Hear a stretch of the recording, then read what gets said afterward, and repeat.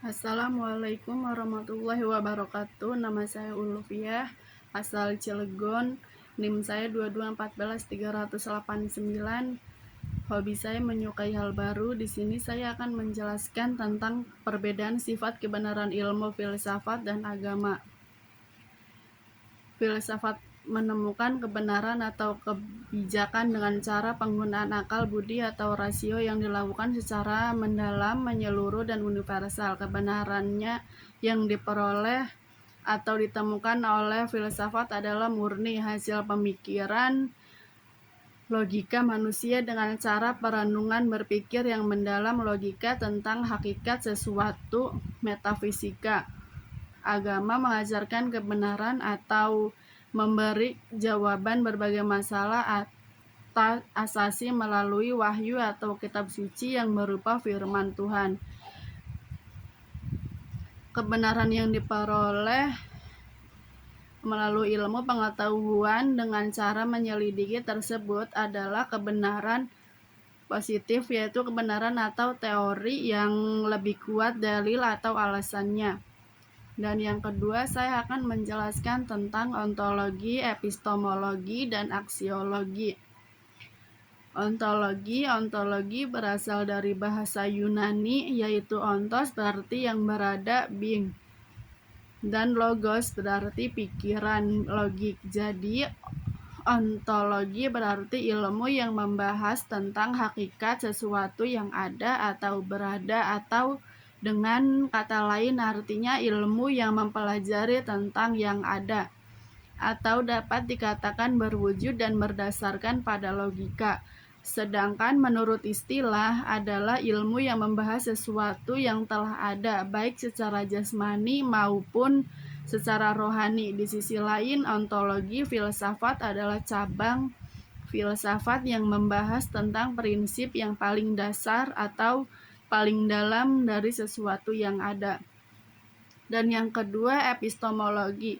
Secara etimologi, epistemologi merupakan kata gabungan yang diangkat dari dua kata dalam bahasa Yunani, yaitu episteme dan logos. Episteme berarti pengetahuan atau kebenaran dan logos berarti pikiran, kata atau teori. Dengan demikian, epistemologi dapat diartikan sebagai pengetahuan sistematik mengenai pengetahuan. Epistemologi dapat diartikan sebagai teori pengetahuan yang benar, theory of knowledge.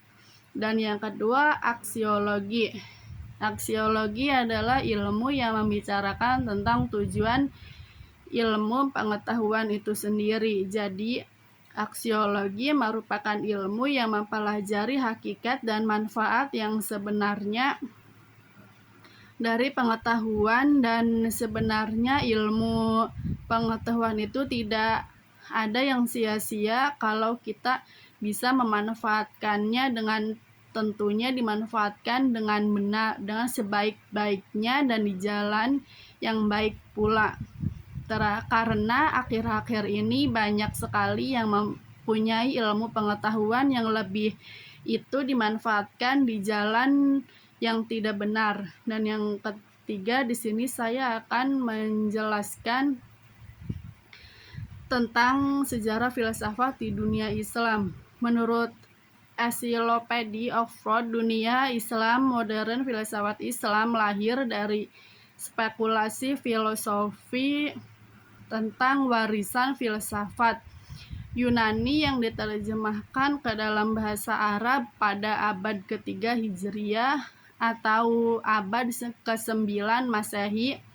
Penerjemahan berlangsung intens ketika dinasti Abbasiyah memegang kendali pemerintah.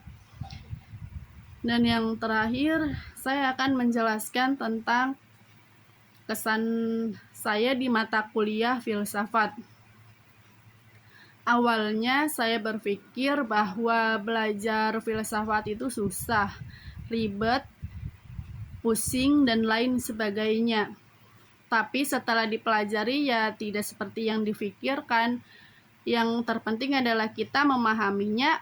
Kata Bapak dosen, dalam memahami suatu ilmu kita tidak harus langsung bisa, karena semua butuh proses. asalkan kita serius. Wabillahi taufiq wal hidayah. Assalamualaikum warahmatullahi wabarakatuh.